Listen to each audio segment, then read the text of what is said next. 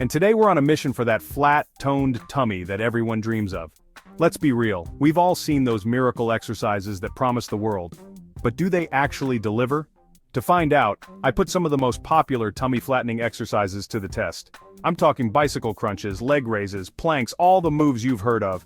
I wanted to see which ones really make your abs scream and give you those visible results. So, if you're ready to ditch the guesswork and finally get that strong, sculpted core you've been working towards, stick around because I'm breaking down each exercise, sharing my honest results, and giving you all the tips you need to maximize your workout.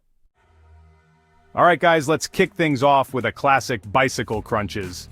Now we all know this one targets the core, but let me tell you, I really felt it working my upper abs, lower abs, and even those obliques, the muscles that give you that sculpted waistline. I'm not gonna lie, the first few reps were a bit tough, especially getting that twisting motion right. But once I got into the groove, I could feel the burn in all the right places. One thing I learned is that form is so important with this exercise. Since you're twisting and engaging your neck, it's super easy to strain yourself if you're not careful. Trust me, I've been there. My tip for you is to keep that lower back pressed firmly against the floor. Imagine it's glued there. And instead of pulling on your neck, focus on using your core to twist your torso from side to side. It makes a huge difference. Now for my results, I definitely felt the burn in my lower abs and obliques the most. It's a challenging exercise, but in a good way. If you're new to bicycle crunches, start slow and focus on quality over quantity. As you get stronger, you can gradually increase your reps and even add a weight plate for an extra challenge.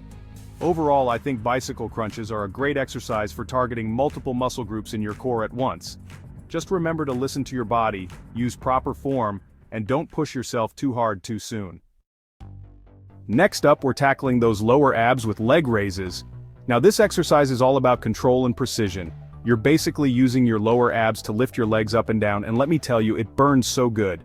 One of the things I love about leg raises is that they really isolate the lower belly, which can be a stubborn area for many people, myself included. When I first started doing leg raises, I couldn't believe how much I felt it in my lower abs. It was like those muscles were finally being activated after years of neglect. Of course, leg raises can be a bit tricky, especially if you're new to core work or haven't built up enough strength yet. It's super important to avoid swinging your legs or using momentum to lift them. That puts a lot of strain on your lower back, and nobody wants that. My tip for you is to keep your legs straight and focus on using your lower abs to control the movement. If you're struggling to keep your legs straight, try bending your knees slightly, and if you're still finding it tough, you can modify the exercise by keeping your feet on the ground and just lifting your head and shoulders off the mat. Remember, it's all about working your way up to the full exercise. I personally felt a great stretch in my lower belly during leg raises, and after a few sets I could definitely feel my abs working overtime. It's definitely a challenging exercise, but the results are worth it.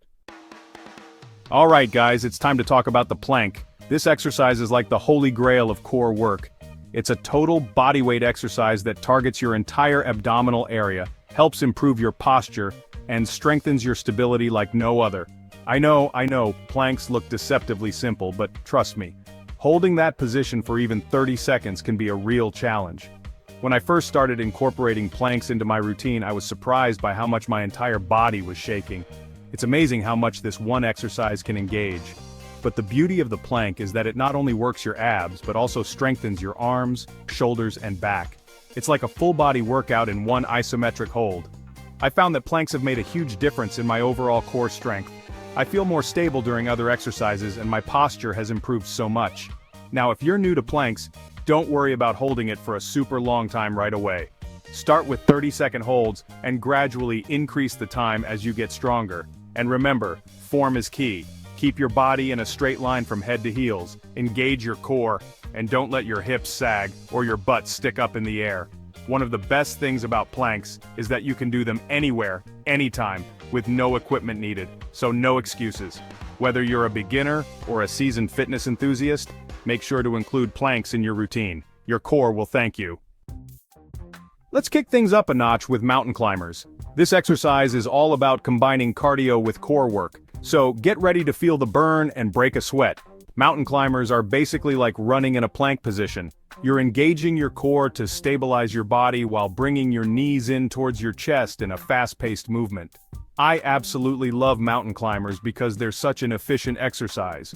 You're working your abs, obliques, and even getting your heart rate up at the same time. Talk about a win-win. I always feel my heart rate spike when I incorporate mountain climbers into my workouts. Now, I'll be honest, mountain climbers can be pretty tough on your wrists, especially if you're not used to putting weight on them.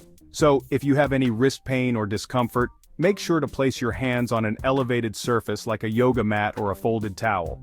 Another important tip is to keep your shoulders directly over your wrists and your core engaged throughout the entire exercise. This will help prevent any strain on your lower back. Remember, we're aiming for a strong and healthy core, not injuries. I personally love incorporating mountain climbers into my HIIT workouts or as a finisher after a core routine. They're a great way to burn some extra calories and really challenge your endurance.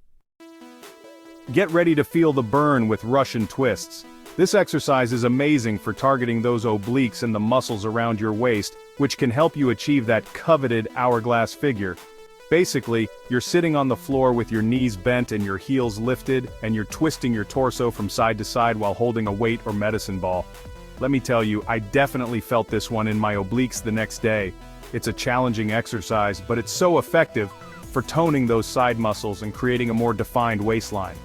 When I first started doing Russian twists, I could barely make it through a few reps, but as I got stronger, I was able to increase the weight and the number of reps, and I've definitely noticed a difference in my waistline.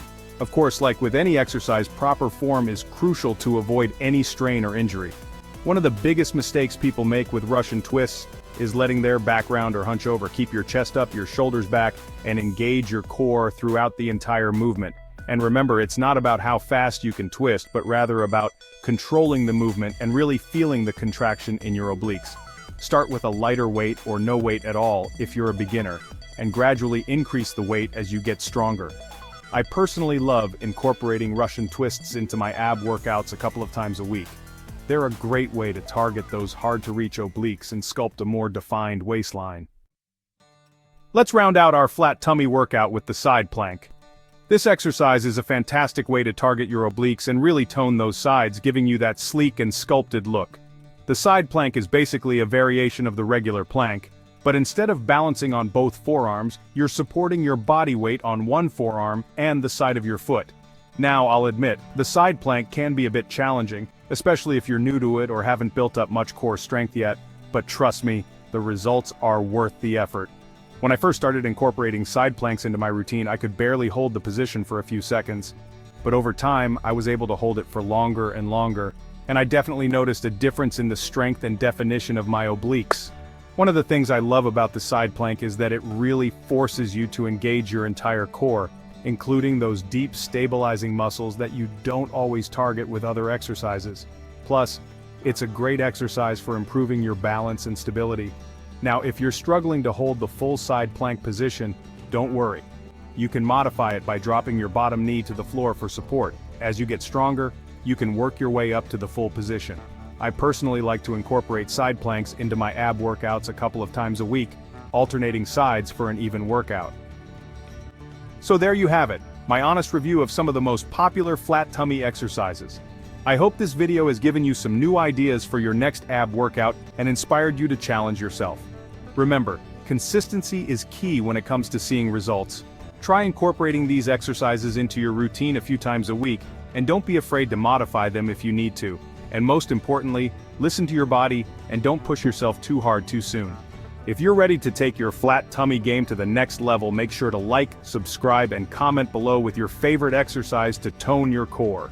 Also, let me know what you'd like to see next. More challenges, more tips, or maybe a diet video? I'm here to help you achieve your goals. Thanks for watching, and I'll see you in the next one.